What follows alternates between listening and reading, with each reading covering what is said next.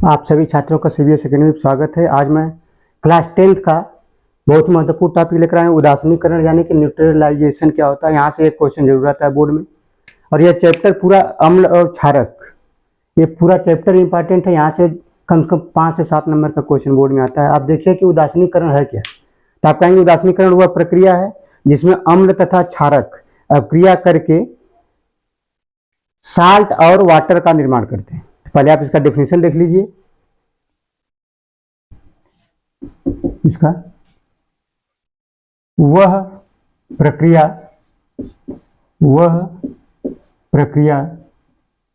जिसमें अम्ल तथा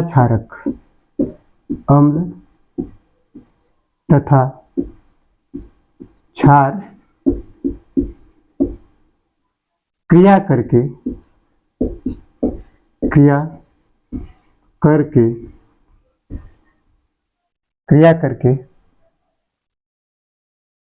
लवण तथा जल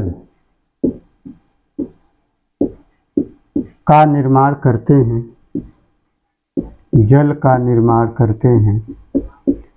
उसे उदासीनीकरण कहते हैं। और यह बहुत ही बड़ा टॉपिक होता है। अगर 11th में देखेंगे, लेकिन 10th में कितना पढ़ना है वो आपके लिए जरूरी है। कोई कितना पढ़ा देता है उदासीनीकरण में, उससे वो आपके लिए लाभकारी नहीं होगा जितना आपके सिलेबस में 10th में, वो आप मैं बता रहा हूँ। बाकी इसमें एक से एक क्वेश्चन होते हैं, बड़े से बड़े IIT JEE परीक्षाओं में पूछे जाते हैं, लेकिन आपको 10th में कैसा क्वेश्चन है वो मैं यहाँ कराऊंगा। आप देखिए, उदासीनीकरण कहते हैं, जो डेफिनेशन आप लिख रहे हैं वही आपको इसमें दिखाना है। कह रहा है कि वह प्रक्रिया जिसमें अम्ल तथा क्षार की क्रिया कराते हैं तो लवण तथा जल का निर्माण होता है। तो कोई आप एसिड ले लीजिए, मान लिया हम ले लिए HCl, दूसरा ले लिया हमने क्षार NaOH, ये हो गया। इसका नाम क्या है? हाइड्रोक्लोरिक अम्ल। इसका नाम होता है हाइड्रोक्लोरिक अम्ल।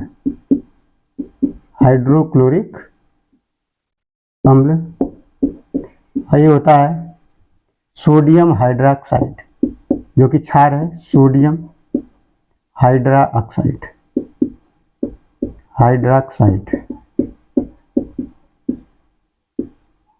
अब इसका जब क्रिया होता है तो देखिए, न्यूट्रलाइजेशन जब क्रिया कराएंगे आप तो क्या बना रहा है? साल्ट, यानी कि ये जो Na है इसके क्लोराइड के साथ चला जाएगा, यानी कि NaCl प्लस वाटर। ये हो गया साल्ट फॉर्मेशन। ये क्या बन गया? लवण बन गया।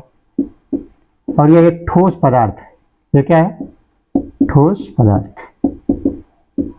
और ये जो बना है यही क्या है? साधारण नमक का सूत्र भी। इसको क्या बोलते हैं आप?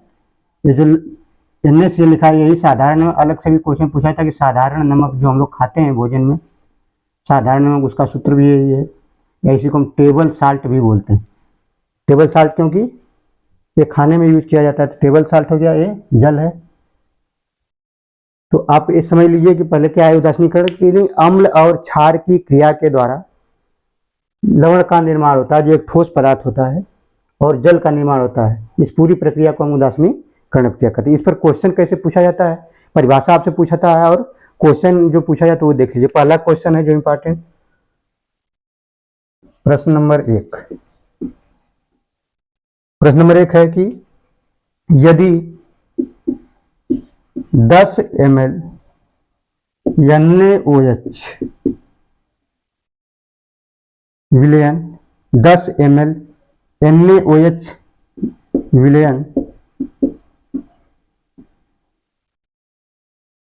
विलयन अगर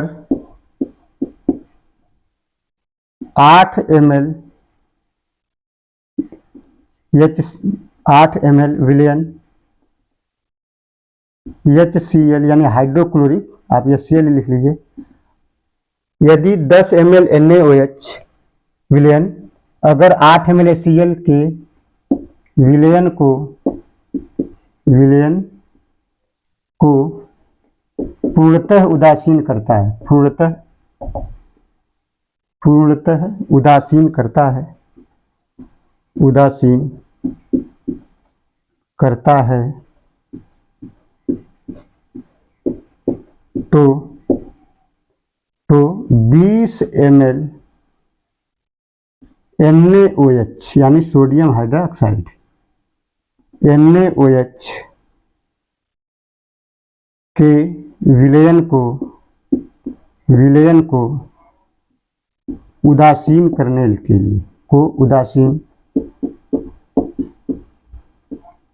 के लिए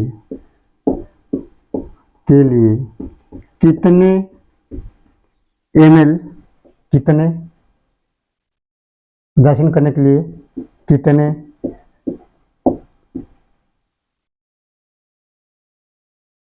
ml HCl विलयन की आवश्यकता होगी, या पूरा लिख सकते हैं कि कितने HCl कितने मिलीलीटर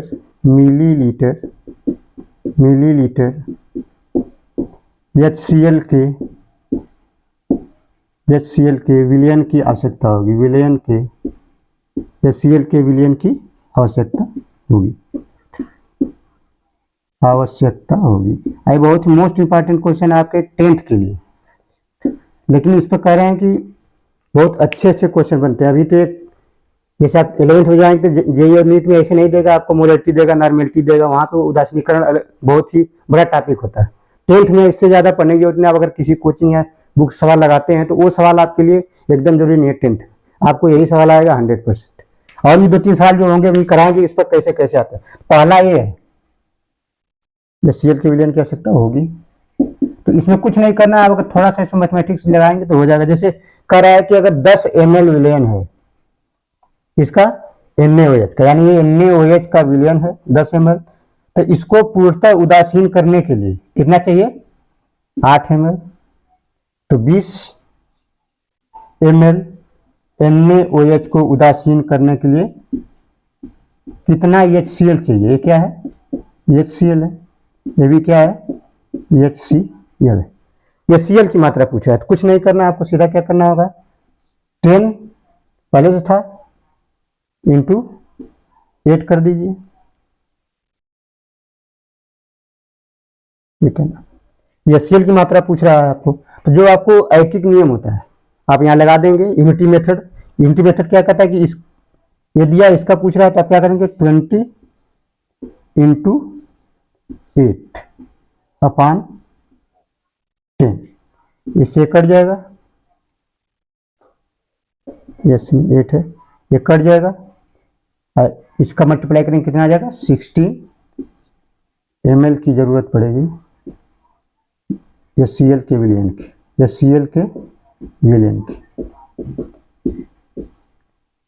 इसका मतलब ये हुआ कि जो क्वेश्चन दिया है कि अगर आपको कह रहा है कि 10 ml NaOH है, इसको पूर्णतः उदासीन करना है तो 8 ml HCl चाहिए, तो इसका मात्रा अगर 20 ml कर दिया जाए तो इसकी कितनी जरूरत पड़ेगी। 1-2 क्वेश्चन आप प्रैक्टिस करेंगे, इसी पैटर्न पर आएगा। आप डायरेक्ट दे सकते हैं, ऐसे भी कर सकते हैं, ये तो एक तरीका होता है कोई भी विलयन करने का। लेकिन आप देखेंगे 10 ये था, ये 10 से कितना गुना हो गया 20, यानी कितना बढ़ गया 2 टाइम्स बढ़ा है, तो ये भी कितना बढ़ेगा 2 टाइम्स। बस डायरेक्ट आंसर आ जाएगा। सीबीएस अकेडमी पर आप ट्रिकी क्वेश्चन पाएंगे, कंसेप्चुअल पाएंगे। अगर NaOH 2 गुना बढ़ रहा है और उसको वही उदासीन करना है तो इसकी मात्रा भी क्या करने गया 2 गुना, तो ये 2 गुना हुआ तो 8 का 2 गुना कितना हो जाएगा 16। Direct answer. ऑब्जेक्टिव क्वेश्चन आप कलम भी उठाने की जरूरत नहीं पड़ेगी। दूसरा क्वेश्चन क्या तरीका आप देखिए, दूसरा क्वेश्चन क्या पूछा जाता है, पहले एक बार देख लीजिए पूरे अच्छे तरीके से नोट कर लीजिए, इसको नोट कर लीजिए, बहुत इंपॉर्टेंट क्वेश्चन है ये। अगला क्वेश्चन देख लीजिए, आपको यही उदासीनीकरण में यही क्वेश्चन आपको 10th में लगाना है, लेकिन यही आपको इंटरमीडिएट या 11th, क्योंकि जो जेईई नीट देते हैं दोनों सिलेबस रहता है 11th 12th का, तो 11th में ये पूरा चैप्टर होता है। उसमें एक टॉपिक होता है जो कि आप नॉर्मेलिटी मोलरिटी पढ़ते हैं, अब 10th के बच्चों को इतना नहीं पता है, जो लोग पढ़ाते हैं उनको पता होगा, लेकिन वो क्वेश्चन 11th का करा देते हैं, आपको लगता है कि बहुत अच्छा सर करा रहे हैं, लेकिन आपके लिए बिल्कुल इंपॉर्टेंट नहीं है। जो मैं कराता हूँ वो ज़्यादा अच्छा, देख लीजिएगा। आगे देखिए दूसरा क्वेश्चन, ये सब क्वेश्चन उदासीनीकरण का है। अगर पूछेगा यहाँ से क्वेश्चन अगर आ रहा है तो यही आएगा, नहीं तो दूसरा टॉपिक उठाएगा, क्योंकि चैप्टर इंपॉर्टेंट हम लोग अच्छा यहाँ से क्वेश्चन आते हैं अच्छे। अगर आप सिलेबस के अकॉर्डिंग नहीं पढ़ेंगे तो आप अच्छा पेपर में नहीं कर पाएंगे। दूसरा क्वेश्चन है, देखिए कोई क्वेश्चन जो साइड बुक से पढ़ते हैं उनको थोड़ा दिक्कत है। आप ये पूरे क्वेश्चन आपको एनसीईआरटी अलग से पढ़ने की जरूरत नहीं है। ये पूरा एनसीईआरटी पैटर्न जो क्वेश्चन है, जो भी सीबीएसई बोर्ड हो, यूपी बोर्ड हो, और केमिस्ट्री में सीबीएसई यूपी में कोई डिफरेंस नहीं है। थोड़ा बहुत अंतर है रिएक्शन लिखने में, जो एचसीएल लिखेंगे यूपी बोर्ड में वही उसमें भी लिखेंगे, ऐसा नहीं कि कोई फार्मूला चेंज है। इंग्लिश में लिखना है तो उतना आपको समझ में आ जाता है। बायो में दिक्कत है कि बड़ी बड़ी परिभाषा होती है, डेफिनेशन होती है। अभी फिजिक्स का भी हम लाइव शुरू करने वाले हैं बहुत जल्द, प्रकाश चैप्टर। इसमें दूसरा क्वेश्चन देखिए, प्रश्न टाइप जो सेकेंड टाइप का होता है वो कैसा होता है। आपको दे देगा लवण, लवण एक तरफ बनाने के लिए। देखिए आपको ऐसा ट्रिक आज बताऊंगा कि आपको किसी कोचिंग पर मिलेगा नहीं, या तो आपको वहीं मिलेगा जहाँ पे जेई नीट के जैसे परीक्षा की तैयारी कराई जाती है और लाख लाख 1.5 लाख रुपये फीस लगती है, लेकिन आपको मैं फ्री करा रहा हूँ। लवण है, दूसरा है अम्ल और क्षार। क्योंकि मेरी कोचिंग अभी नई है, आप लोग शेयर करिए, लाइक करिए और इसको ज़्यादा ज़्यादा शेयर करिए ताकि ये ज़रूरतमंद छात्रों तक पहुँचे। क्षार, अब देखिए कह देगा कि NaCl अभी जो बना था प्रोडक्ट में NaCl, तो बताइए NaCl जो साल्ट बना है किससे बना है, उसमें कौन सा क्षार है कौन सा अम्ल है, कैसे पता चलेगा आपको। ठीक है, ये चीज देखना रहता है। तो आप सबसे पहले देखिए ये NaCl है तो ये HCl क्षार होगा। बनाने के लिए क्या चाहिए, NaOH। अभी कैसे पता चलेगा ये भी हम बता देंगे आपको। पहले आप ये याद कर लीजिए 10th में कैसे NaCl अगर साल्ट बनेगा तो इस लवण को बनाने के लिए क्या कौन सा अम्ल होगा, HCl होगा और NaOH क्षार होना चाहिए। मान लीजिए दूसरा लेते हैं, इसका नाम क्या है, साधारण नमक। नाम भी लिख लीजिए आप, साधारण नमक है। दूसरा है NaH4Cl, ये भी इंपॉर्टेंट है NaH4Cl। इसका नाम होता है नौसादर या अमोनियम क्लोराइड। एक पिछले लेक्चर में आप इसको देख चुके होंगे, अमोनियम क्लोराइड, अमोनियम क्लोराइड, इसको नौसादर भी बोलते हैं। ये डायरेक्ट हाई स्कूल में या जो पीसीएस है या टीजीटी पीजीटी टेट जैसे परीक्षाओं में, टेट जैसे परीक्षाओं में आता है नौसादर। ये नौसादर का सूत्र हो गया। ये कैसे बनेगा, तो ये बनेगा आपका, इसमें जो एसिड होगा हो जाएगा HCl और यहाँ पे जो क्षार होगा NaH4OH। इसके बाद आपका हो जाएगा, जैसे मान लीजिए हम K2SO4 ले लिए, ये भी क्या है, साल्ट है यानी कि लवण है। इसका नाम होता है पोटेशियम, पोटेशियम सल्फेट, सल्फेट। आप अगर पोटेशियम की जगह सोडियम ले लीजिए तो सोडियम सल्फेट हो जाएगा। तो इसमें क्या हो जाएगा, जो एसिड होगा H2SO4 और इसमें क्या हो जाएगा, बेस जो होगा क्षार जो होगा KOH। ठीक, अब देखिए बहुत सारे उदाहरण आप लिख सकते हैं, जैसे Na2SO4 या अलग लेते हैं तो सेम पैटर्न हो जाता है। जैसे हम ले लिए कॉपर सल्फेट। क्यों कॉपर सल्फेट लिया, क्योंकि कॉपर सल्फेट का अभी मेटल पढ़ेंगे, उसके पहले वाला जो चैप्टर पढ़ेंगे वहाँ पे इसका रिएक्शन पढ़ते थे कि कैसे बनता है, इसका रंग कैसा होता है। ये क्वेश्चन आने के चांसेस ज्यादा है इसके तुलना में। तो कॉपर सल्फेट में क्या हो जाएगा, सल्फेट अगर है तो एसिड कौन सा होगा, H2SO4, और ये कॉपर है तो ये हो जाएगा CuOH का होल ट्वाइस। हम एक और लिख दे रहे हैं, मतलब Na2SO4 भी लिख दे रहे हैं, जरूरत नहीं है। आप पैटर्न अगर समझ जा रहे हैं तो इसकी जरूरत नहीं है। ये चार्ट बहुत इंपॉर्टेंट है, ये बहुत कम लोग कराते हैं, लेकिन एनसीईआरटी में आपको प्रश्नावली में दिया रहता है जो एक्सरसाइज दिया।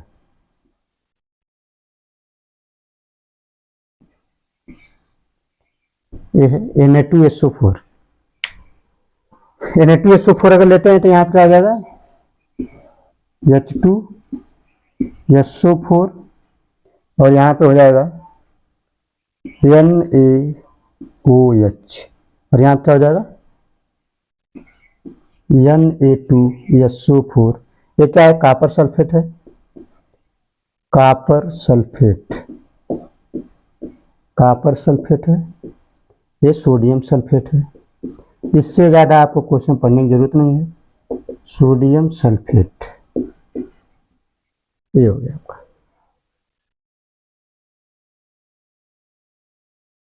थोड़ा सा नीचे लिख दे रहे हैं, ऊपर हो गया आपका, इसी क्रम में हो जाए। H2SO4 अरे हो जाएगा NaOH। ये आपका पूरा कि मतलब कौन सा साल्ट रहेगा तो कौन सा एसिड और बेस की अक्रिया से बनता है। पहला क्वेश्चन तो आपसे दे देगा, कहेगा NaCl। अब देखिए जो आगे के क्वेश्चन बनते हैं, जो CBSE बोर्ड है, ICSE बोर्ड है, यूपी बोर्ड में भी अगर अच्छा पेपर बनता है तो आपसे पूछा जा सकता है। जैसे आपसे कहेगा कि इनका pH बताइए आप, या इनका नेचर बताइए, प्रकृति क्या होगी। तो प्रकृति यहाँ कैसे निकालेंगे, देख लीजिए। प्रकृति कैसे पता चलेगा, देखिए इसमें आप देखेंगे कि ये क्या है, स्ट्रांग एसिड है। ये क्या है, यानी कि प्रबल अम्ल और प्रबल क्षार की जब क्रिया होती है तो उदासीन हो जाता है। तो इसका नेचर कैसा हो जाएगा, उदासीन। यानी कि NaCl जो होता है वो कैसा होता है, उदासीन प्रकृति का होता है। अब कैसे पता करेंगे, जब दोनों कैसे हो, स्ट्रांग हो, यानी प्रबल दोनों। अब आपको कैसे पता चलेगा, जो नए बच्चे जो पिछला वीडियो हमारा नहीं देखे उनको नहीं पता चल रहा होगा, तो हमने पहले ही कुछ जो अम्ल और क्षार है, कौन प्रबल है कौन दुर्बल है, वो सारे लिखवा चुका हूँ पिछले वीडियो में, आप देख सकते हैं जाकर के, तब आपको समझ आएगा। सिस्टमेटिक चैनल के साथ जुड़ेंगे तब क्वेश्चन एक से एक कराया जाएगा आपको। और दूसरा देख लीजिए अमोनियम क्लोराइड। तो ये तो प्रबल अम्ल है, जैसे मैं लिख भी दे रहा हूँ यहाँ पे, ये प्रबल अम्ल है, प्रबल अम्ल। ये Cl प्रबल अम्ल होता है, वहां पे सारे उदाहरण मैंने दिया। ये क्या है, प्रबल क्षार है। ये क्या है, प्रबल क्षार है। अगर दोनों ही प्रबल होंगे तो कैसा बनेगा, उदासीन। अगर एक दुर्बल है एक प्रबल है तो जो प्रबल वाला होगा उसका नेचर आएगा उसमें। यानी कि ये क्या है, हमने कहा ना HCl प्रबल, देखिए लिखा हुआ है HCl, HNO3, H2SO4, ये सारे प्रबल होते हैं। NH4OH जो होता है वो दुर्बल होता है। तो आप जाके पिछला वीडियो देखिए, फिर एक क्वेश्चन और बेहतर समझ में आएगा। प्रबल अम्ल है, प्रबल अम्ल है, ये भी प्रबल अम्ल है, प्रबल अम्ल है, और ये भी प्रबल अम्ल। यानी H2SO4 प्रबल अम्ल ही होता है, और HCl भी, HNO3 भी। आप पहले अम्ल जाकर पढ़े तब समझ में आएगा, ये भी प्रबल अम्ल है। अब देखिए यहाँ पे, ये प्रबल है लेकिन ये कैसा है, ये दुर्बल है। जब तक आपको पता नहीं रहेगा तब तक अच्छा क्वेश्चन नहीं कर सकते। ये बोर्ड में आते हैं क्वेश्चन, इसलिए हम सिस्टमेटिक पहले आपको करा रहे हैं। ये दुर्बल क्षार है। तो हमने कहा कि जब प्रबल प्रबल की क्रिया होती है या क्रिया होती है तो जो साल्ट बनेगा वो कैसा बनेगा, उदासीन नेचर का हो, प्रकृति का हो। जब प्रबल और दुर्बल होगा तो जो स्ट्रांग होगा, यानी जो आदमी स्ट्रांग होता है, मजबूत होता है, उसकी बात सब लोग सुनते हैं, कमजोर की नहीं सुनते। उसी तरह ये भी है, क्योंकि दो लोग हैं, एक शक्तिशाली है एक कमजोर है, तो जो शक्तिशाली व्यक्ति है वो ज्यादा डोमिनेट करेगा। यानी कि अगर ये प्रबल है तो इसका नेचर कैसा होगा, एसिडिक होगा, अम्लीय होगा। अम्ल अगर ज्यादा प्रबल है, ये दुर्बल है तो दुर्बल, यानी कि जो कमजोर आदमी उसकी कोई नहीं सुनता है। इस वजह से क्या होगा, इसका नेचर आएगा, यानी कि कैसा हो जाएगा, अम्लीय, अम्लीय हो जाएगा। अर्थात आप समझ सकते हैं कि NH4Cl जो होता है कैसा बनाएगा, अम्लीय हो जाएगा। तीसरा आप देखिए, तीसरे में क्या है, प्रबल अम्ल है, ये क्या है, प्रबल क्षार है, ये प्रबल होते हैं। आप वहां पे पहले वीडियो देखेंगे तब और स्पष्ट होगा। जब तक आपको ये नहीं पता चलेगा कौन प्रबल है कौन दुर्बल, तो ये क्वेश्चन आपके लिए थोड़ा सा और लेंदी लगने लगेगा आपको। ये कैसा हो जाएगा, उदासीन, क्योंकि दोनों कैसे हैं, प्रबल प्रबल, उदासीन। अब देखिए तीसरा है, ये क्या है, प्रबल है, ये क्या है, दुर्बल है, दुर्बल क्षार। अगर दुर्बल क्षार है, ये प्रबल अम्ल है, तो कैसा नेचर हो जाएगा, अम्लीय हो जाएगा, अम्लीय प्रकृति हो जाएगी। यानी आपसे कोई पूछे कि बताइए K2SO4 का नेचर कैसा होगा, तो तुरंत आप बताएंगे कैसा, कॉपर सल्फेट का नेचर, तो बताएंगे अम्लीय। K2SO4 का कैसा हो जाएगा, उदासीन, क्योंकि ये प्रबल अम्ल और प्रबल क्षार की क्रिया द्वारा बनता है। इसके बाद कॉपर सल्फेट हो गया ये, और लास्ट में आ जाएगा, ये दोनों क्या है, प्रबल। अभी आप पहले जा करके मेरा वीडियो देख लीजिए पिछला, इसके बाद आपको पूछने की भी जरूरत नहीं पड़ेगा। लेकिन क्वेश्चन का तरीका जो कराने का होता है ये जरूरी होता है, क्या पूछा जाता है। ये प्रबल अम्ल है, ये कैसा प्रबल अम्ल क्या हो जाएगा, उदासीन। ये जब अच्छे पेपर बनता है केमिस्ट्री का तब आपसे पूछा है। और आपको अगर निकालना हो, ठीक है, आप कैसे पता करेंगे कि कौन दुर्बल है कौन, तो देखिए एक चीज मैं आपको बता देता हूँ यहाँ पे, जैसे आप कह देते कि NaCl, आपको कैसे पता चला कि उदासीन, तो इसके लिए भी सीबीएसई अकेडमी पर ट्रिक मिल जाएगा। NaCl है, जैसे हम थोड़ा सा बता दे रहे हैं आपको कैसे पता करना। मान लीजिए कोई भी साल्ट दिया तो NaCl को हम ले लेते हैं, ठीक है, चाहे कहिए तो यहाँ पे समझा दें या मिटा के समझा देते हैं, यहीं पे समझा देते हैं। जैसे NaCl है तो इसमें कभी किसी ये पता करना हो कि जो साल्ट हो, चाहे हम अलग से कर देते हैं, क्योंकि अच्छा क्वेश्चन है, पूछा जाता है। पहले एक बार देख लीजिए, स्पष्ट कर लीजिए, इसका स्क्रीनशॉट ले लीजिए आप, स्क्रीनशॉट ले करके तो बताइए।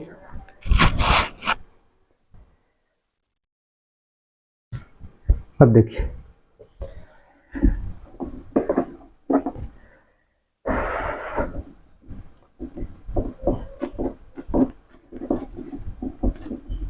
आपको कोई साल्ट दिया हो, ये तो एक होता है कि रटने का हिसाब किताब हो जाता है कि कैसे करना है, तो आप रटे हैं, याद किए हैं, लेकिन हमारी कोशिश है कि आप रटेंगे नहीं, क्योंकि प्रबल और दुर्बल आपको याद है कौन से एसिड होते हैं, तो आप ऐसे भी क्वेश्चन कर ले जाएंगे। इसके बाद भी नहीं याद है तो आपको और तरीका बताया जाएगा। सीबीएसई अकेडमी पर लगातार आप जुड़े हैं तो दिन पर दिन जैसे आप का समय बीतता जाएगा, केमिस्ट्री आपके लिए आसान होती जाएगी। मान लीजिए आपसे कह दिया जाए, हमने अभी आपको लिखा भी था कि जो NaCl है ये कैसा होता है, HCl प्लस NaOH से बना होता है। ये क्या है, साधारण नमक है। आपको कैसे पता चलेगा कि ये जो नेचर है इसका कैसा है, उदासीन। तो इसके लिए एक तरीका होता है, देखिए आपको कोई भी साल्ट दे दे, हम उदाहरण ले लेते हैं NaCl का। अब आपको ये पता नहीं है कि ये कौन, इसका नेचर कैसा है, तो इसमें क्या करेंगे, आप वाटर डाल दीजिए। क्या डाल देंगे, वाटर। जब वाटर डालेंगे तो क्या करना है, आपको पहले तरीका सीख लीजिए। देखिए जो मेटल होता है इस पर प्लस आता है, सबको पता है, नॉन मेटल पर निगेटिव आता है, या ये भी नहीं अगर आपको पता है तो पहले को प्लस दीजिए, दूसरे को माइनस। ये कोई तरीका नहीं है, लेकिन जो, क्योंकि मेरा उद्देश्य है कि सभी बच्चों को समझ में आए, ज्यादा से ज्यादा लोग सवाल सही करें। जो ठीक ठाक हैं, जो कोचिंग पढ़ते हैं या कहीं उनको बताने वाला कोई है तो वो तो कर ले जाएंगे, लेकिन हमारा उद्देश्य है कि जिनको नहीं आता उनको भी केमिस्ट्री आए, तो पहले को प्लस दूसरे को माइनस देंगे, इतना तो कोई भी कर लेगा। मेटल नॉन मेटल नहीं पहचान रहे हैं तो। अब इसके बाद देखिए वाटर है, वाटर को आप जो वाटर है ऐसे लिख सकते हैं आप, H प्लस OH माइनस। तब क्या करेंगे, इसका प्लस इसके माइनस के साथ जाएगा, इसका माइनस इसके प्लस के साथ जाएगा। देखिए यही प्रोडक्ट बन जाएगा। देखिए Na किसके साथ ले जाएंगे, NaOH प्लस, ये क्या बन जाएगा, HCl। ये जेई और मेन जैसे परीक्षाओं में क्वेश्चन आता है, आपको लिख देगा कि बताइए NH4Cl है। अब आपको इसकी प्रकृति बताना है कि नेचर इसका कैसा होगा। तो जब तक आप एसिड बेस नहीं पता कर पाएंगे तब तक आप निकाल ही नहीं पाएंगे इसका नेचर कैसा है। तो ये तो आपको करा दिए, ये तो रटा रहता है, आदमी को कर लेता है। अब हमने कहा कि आप तुरंत वाटर जोड़िए। अगर किसी साल्ट को देकर के उसकी प्रकृति पूछी जा रही है तो वाटर अपने आप जोड़ दीजिए, यानी हम वाटर यहाँ जोड़ेंगे तो पहले को प्लस दे दिया, दूसरे को माइनस, यहाँ H प्लस और OH माइनस कर दिया। अब इसका प्लस इसके माइनस के साथ जाएगा तो NH4OH हो गया, जो कि कैसा है, दुर्बल क्षार है। ये कैसा है, दुर्बल क्षार है। अब प्लस ये H है, इसके साथ चला जाएगा HCl। अब आप देखेंगे कि ये क्या है, प्रबल क्षार है, प्रबल क्षार है। तो जो प्रबल होता है वही नेचर होता है, यानी कि कैसा हो जाएगा, अम्लीय, यानी अमोनियम क्लोराइड, यानी नौसादर जो है अमोनियम क्लोराइड कैसा हो जाएगा, ये कैसा हो जाएगा आपका, अम्लीय प्रकृति का है। तो सीबीएसई अकेडमी पर पढ़ने का मतलब ये है कि चाहे आप जेई दीजिए, मेन दीजिए, पीसीएस दीजिए, जो क्वेश्चन ऐसा जीएस में भी पूछा जाता है, किसी का भी आप ऐसे निकाल सकते हैं प्रकृति। या तो ये कहता है कि साल्ट की कमी नहीं है, साल्ट तो आपको 50 मिल जाएंगे, लेकिन ये तरीका आपको पता होगा। जैसे हमने कह देंगे आप K2SO4 को बताइए, थोड़ा तुरंत आपको पता चलेगा। सीबीएसई अकेडमी पर सर के द्वारा बताएगा कि इसमें वाटर जोड़ना है, तो वाटर जोड़ेंगे तो यहाँ पे तोड़ देंगे प्लस माइनस। वाटर को अगर लिखना है तो H प्लस OH माइनस करिए, क्या बन जाएगा, ये KOH प्लस H2SO4। आप देखिए कैसा नेचर है, ये दोनों स्ट्रांग है, कैसा हो जाएगा, उदासीन हो जाएगा, यानी कि उदासीन। ये क्वेश्चन करने का तरीका दूसरा टाइप का क्वेश्चन था। अब तीसरा क्वेश्चन देखिए, पहले एक बार देख लीजिए। अगर ना समझ में आए तो जो लोग हमारे स्कूल में हैं वो हमसे डायरेक्ट वहाँ संपर्क कर सकते हैं। थोड़ा सा यहाँ पे नेटवर्क की प्रॉब्लम है, इस वजह से लाइव हम नहीं आ पा रहे हैं इसमें। और जो कोचिंग में जुड़े हैं वो फ़ोन से भी पता कर सकते हैं। पहले वीडियो देखने वाले अगर आप समझ ले रहे हैं तो आपको पूछने की जरूरत नहीं पड़ेगी, इतना आसान कर देते हैं। ठीक है। इसके बाद तीसरा टाइप क्वेश्चन, ये सब किसका है? उदासीनीकरण का है। किसी को पता भी नहीं चलेगा क्वेश्चन कैसे हो रहा है। ये जो अच्छे अच्छे स्कूलों में, महंगे स्कूलों में पढ़ते हैं, वो भी इस क्वेश्चन को करने में सक्षम नहीं है, क्योंकि कोचिंग में हर स्कूल, चाहे नामी गिरामी स्कूल होते हैं, चाहे सस्ते वाले स्कूल हैं, हर जगह के बच्चे हैं हमारे पास। अब देखिए तीसरा टाइप क्वेश्चन है, और ये जो तीसरा टाइप क्वेश्चन है, दूसरा टाइप भी पूछा जाता है, लेकिन तीसरा वाला आपके PCS, CTET, PGT, TGT, one day exam सब में पूछा जाता है। खासतौर पर पीसीएस में बहुत ज्यादा पूछा जाता है। अब देखेंगे कैसे। एक देता है कि पदार्थ यानी प्राकृतिक स्रोत दे देता है, प्राकृतिक स्रोत। ये तीसरा क्वेश्चन है, टाइप इसका प्राकृतिक स्रोत। एक कूट के रूप में सवाल आता है, यानी कि आपको दे देगा कूट के रूप में, एक तो मिलाने के लिए, यानी प्राकृतिक स्रोत लिख दीजिए, इधर अम्ल लिख दीजिए, इधर आप अम्ल लिख देंगे, अम्ल लिख देंगे। तो सबसे पहले आप देखेंगे, पहला इसमें कोई भी पहला दूसरे से मतलब है कि आपको 5-6 लिखवा दे रहे हैं जो कि पेपर में आते हैं। जैसे है सिरका, आपसे बहुत पूछा जाता है कि सिरका में कौन सा अम्ल पाया जाता है। जैसे PCS, one day exam, railway, SSC में बहुत ज़्यादा पूछा जाता है। ये मोस्ट इंपॉर्टेंट, चाहे आप केमिस्ट्री के स्टूडेंट हो या ना हो, सबके लिए इंपॉर्टेंट।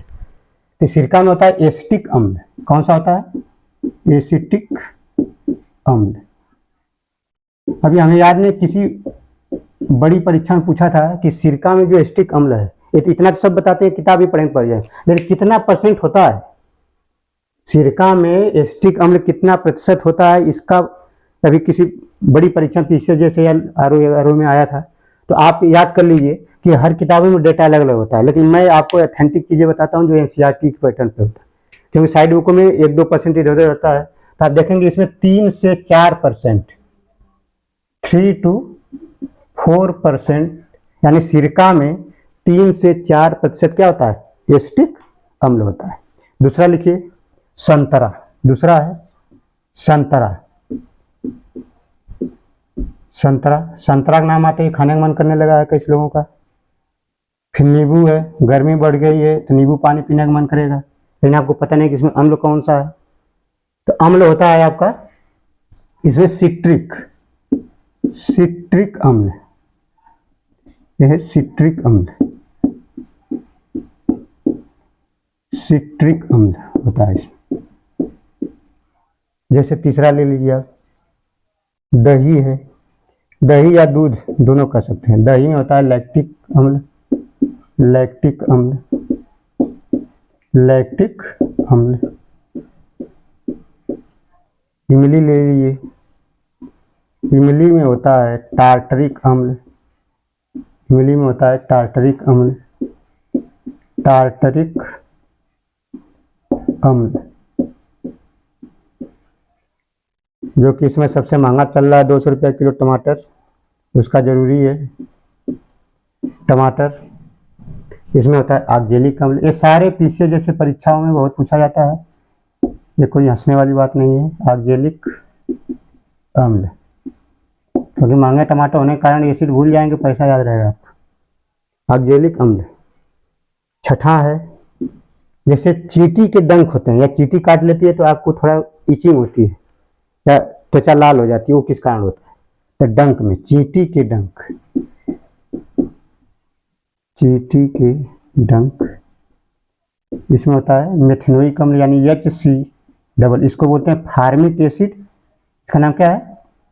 फार्मिक अम्ल, या इसी का आईपीएससी नाम देखेंगे, इसी को बोलते हैं मेथनोइक अम्ल, क्योंकि दोनों नाम जरूरी है, कभी ये देता है कभी ये देता है, आपको दोनों पता होना चाहिए। मेथेनोइक अम्ल, क्यों मेथेनोइक अम्ल है वो भी आपको बता दे रहे हैं। क्योंकि ये एसिड है तो एसिड में जो ओइक लगता है, ठीक है, एक कार्बन है तो मेथ लगता है, तो इसका नाम क्या हो जाएगा, मेथिनोइक, आईपीएससी नाम के अनुसार। इसी प्रकार से मेटल होता है, मेटल एक पौधा है, मेटल एक पौधा होता है जिसमें यही फार्मिक एसिड, अगर आपको उससे अगर पत्ते हों या उसके डाली जो होती है अगर कहीं हाथ पे लग जाता है तो आपको तेजी के साथ जैसे चींटी वगैरह काटने की इचिंग होती है उसी तरह इस पौधे के टच में आने से होता है। तो उसमें भी जो पौधा होता है क्या सीक्रेट करता है, फार्मिक एसिड, फार्मिक अम्ल। तो सिरका हो गया संतरा, नींबू, दही, इमली, टमाटर, चींटी की डंक, नेटल की डंक।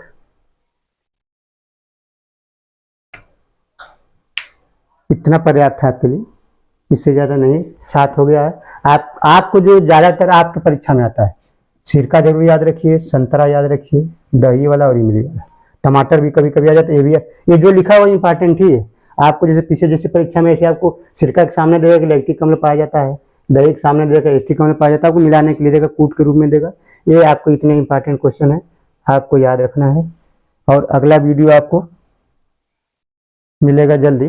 थैंक यू, धन्यवाद।